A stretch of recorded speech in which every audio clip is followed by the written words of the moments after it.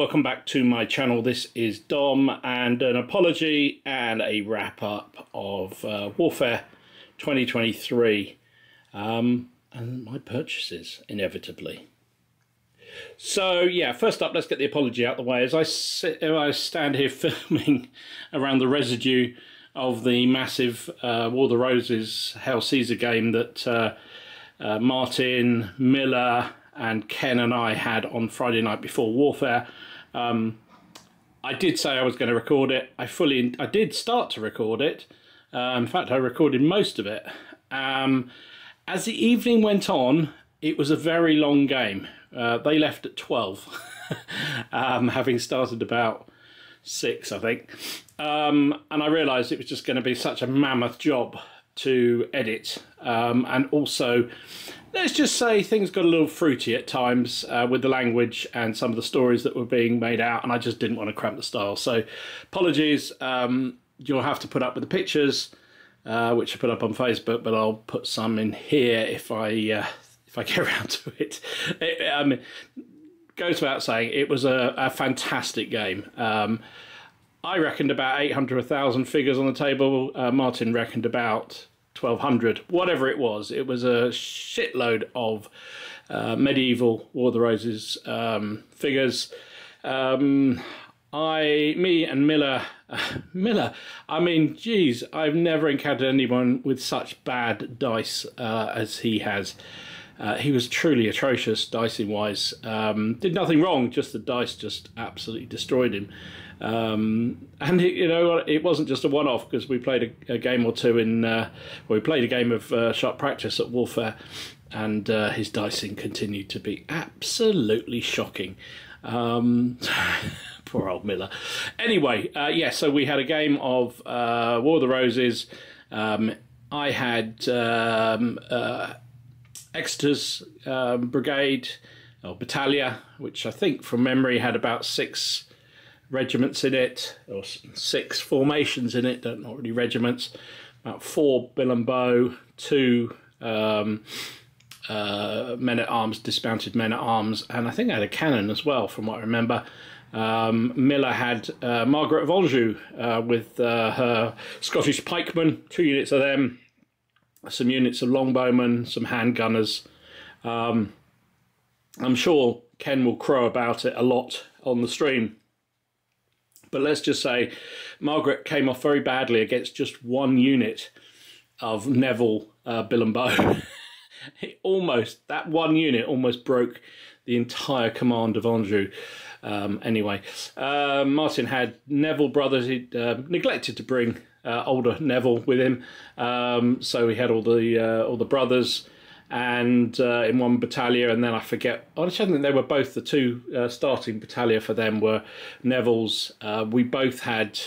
Both sides had 2 more battalion that came on from turn 2 onwards. Although, judging by how much beer we had, me and Miller both forgot ours, so it didn't come on till 3.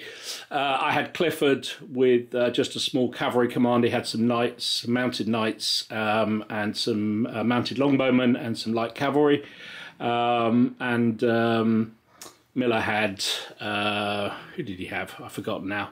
Oh, Miller had Stanley, of course he did, with quite a large command, another 6 or 7 regiments or formations in that. Meanwhile, Martin and Ken had, the Burgundy mercenary ordnance, who basically did absolutely diddly squat, arrived on the table and just sat there, and then got charged by Clifford's knights, who smashed through the crossbowmen, but as they ran out of steam, the artillery piece was surprisingly resilient. I won the melee, but he passed his break test and stayed in hand-to-hand with the knights. Didn't matter, because the game was over by then. Ken's reserve formation came on and also didn't really move very far. So in fairness to Martin and Ken, I think they had basically 2 battalion against 3 of ours, the way it worked out. And I managed to take the 2 objectives in the centre. Each side held on to their crossing points, which were the other objectives. There's a ford there and a bridge there. So with destroyed and shaken units, it was quite a resounding victory to Margaret's side. So Miller and I got bragging rights. Anyway, I'll show you some pictures of warfare afterwards, but warfare's increasingly becoming... I've always liked warfare. It's unusual these days around that it's a 2-day show, and that's primarily because there's a lot of competitions going on. So I'll put up some footage here of... this is the main sort of area where you can see all the games down one end of this massive convention centre, and all the traders down the other end.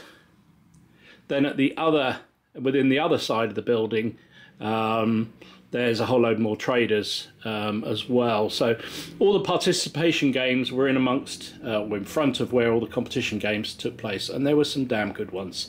So I went to the end, and I'll show you some pictures that I took of the day. I tried to get around most of them. I probably missed some, but hopefully if yours was there, I caught it. I thought there's some brilliant games. Really, people have gone to town.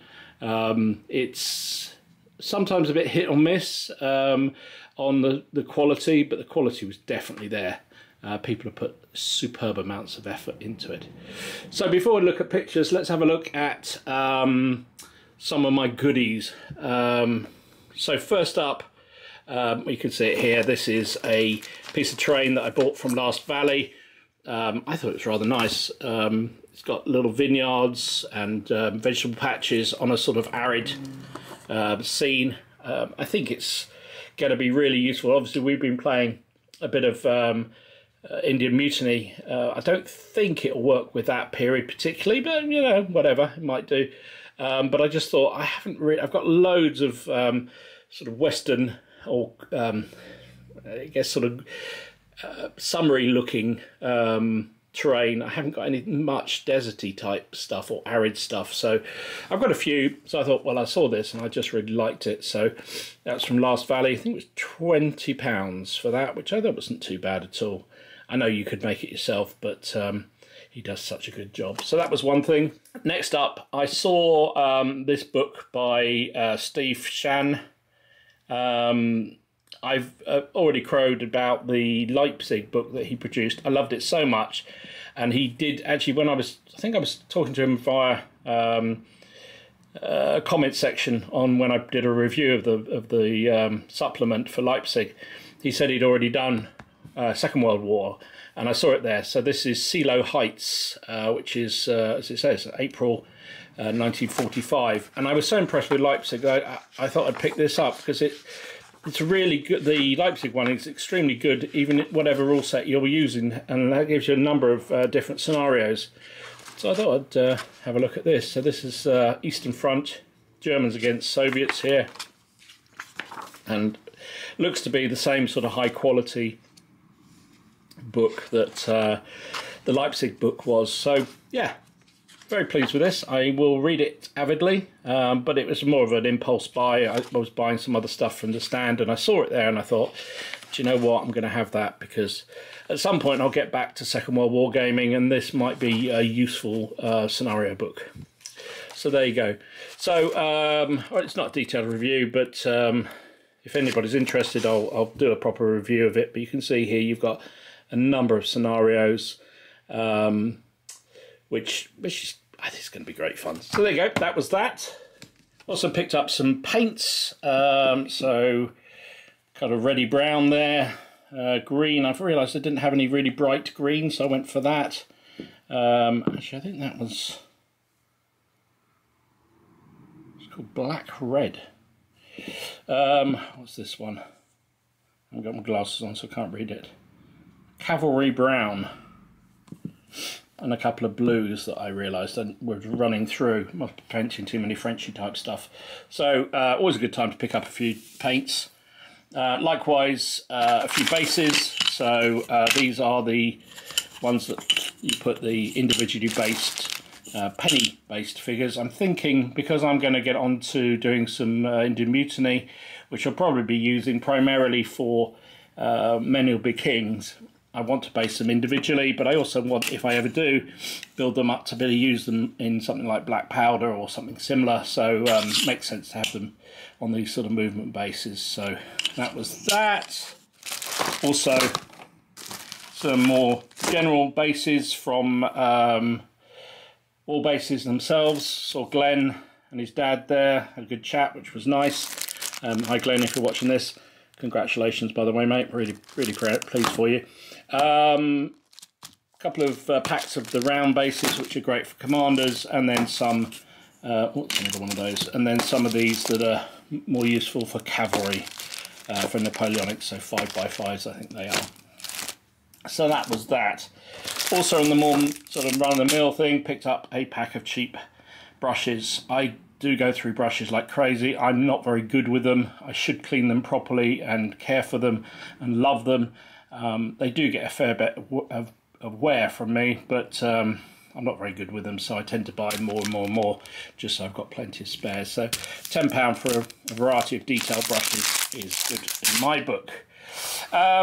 Also, the more expensive things that I purchased, yeah, more Perry stuff. So there was somebody selling, I think they're part of North Star, one of their suppliers, who was selling Perry metals and plastics for that matter. So I picked up another regiment of Ottoman figures. These are all Mamluks. I just thought these will be perfect. And I think they were £8 a pack. And obviously you don't pay postage as well. So I thought, so I'm just going to get another regiment. I know I haven't started any of the Ottomans yet, but they are coming at some point. So I thought I might as well get some cavalry, and I want to have plenty of cavalry. So there's 12 cavalry there. There's one with firearms, with swords, command, and lance or javelins. So there you go. So I also pre-ordered from Empress some figures from them. So here we go. A couple of flags, which gives you an indication of what these are. So as I've just mentioned, I'm going to start doing a few Indian Mutiny. I'm not planning to do masses of them. I've already got some Brits on the way if they ever arrive from eBay. But I picked up these. So this is the flags for the Madras Fusiliers and also some Bengal Light Cavalry. A knife on it. They didn't have everything that I ordered, so they're going to have to send a bit on, which is just one of those things really. I only ordered just before the show started, so I can't grumble too much. So we've got in here, oh gosh, lots of what's-its.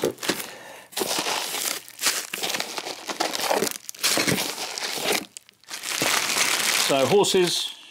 One of the slight frustrations with Empress, you have to order the horses separately. And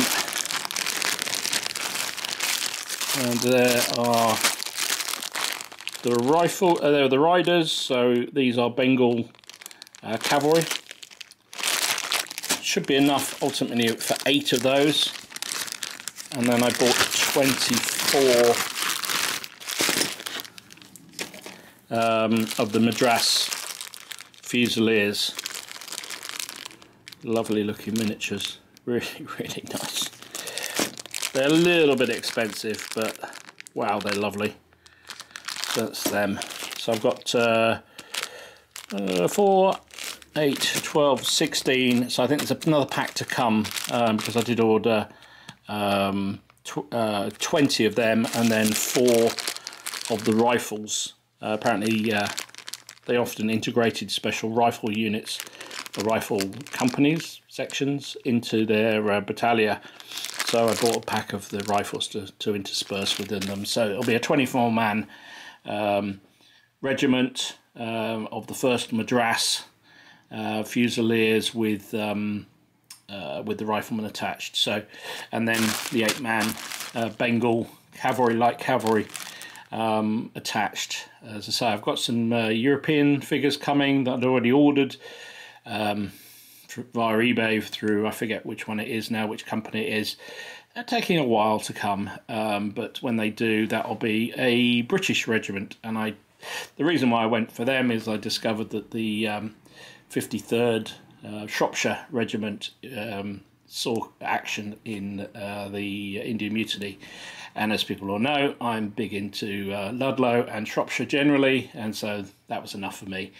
So it's not going to be a big army, but I'm just going to buy a few. I don't know whether I'll buy any mutineers yet. Oh, I've got a cannon coming as well. That's true. So, so I'll have a European, an Indian, cavalry, and a gun ready, which is more than enough if I want to play Men Will Be King with Paul and Tony. So there you go. That was all my purchases. Not too bad, actually. All things considered. I mean, it added up, but all things considered, not too bad. As I say, I really enjoyed the show. It was brilliant to have the game with Martin and Miller and Ken on the Friday night, and then spend most of the day with them at the show, wandering around. It was also great. Thank you to everybody. I know I made maybe too much of a big thing about people coming up and saying hello to us, or not coming up to us, say hello to us when we're at shows. A number of people did, so thank you to everybody. I don't remember all their names, and I'm not going to embarrass myself or them by mentioning the ones I can remember and forget the ones I can't. Just know thank you very much indeed. Really appreciate it. I know the guys did too. It's always great to bump into people and say hi and put faces to names, even if we can't remember the names. But anyway, by the by. So we had a great show, and I think we will definitely be making it a regular occurrence for as many of the PCP as can get there. Maybe one day we'll even get Steve to come down from the grim old north to attend the show. So with that, let's do some pictures. I'll show you some pictures of some of the games as I walked around. As I say, I think there were some really high quality ones. Apologies if I missed yours. I think I got most of them, but inevitably I will have missed something, so apologies if that was yours. Really impressed with them. Some really nice games. We had the guys and I played a game of Sharp Practice ACW, which got me very excited about doing that. I've been thinking for some considerable time about doing some ACW 28mm for Sharp Practice. It may happen. I've got some figures thanks to Sean, Mad Sean, who gave me some ages ago, and I've already got some already painted up, I think, somewhere. So who knows? That may make me head down that route too. Maybe that's a 2024 project, not 2025. Anyway, thanks for watching. Share, like, subscribe, do all that good stuff. Let me know if you went to Warfare, what you thought of it too. I'm sure there'll be other people putting up videos about what they saw, what they thought of it. But if you were there, let us know what you thought. Is it a show you go to regularly? Is it one that's going to be regularly on your calendar?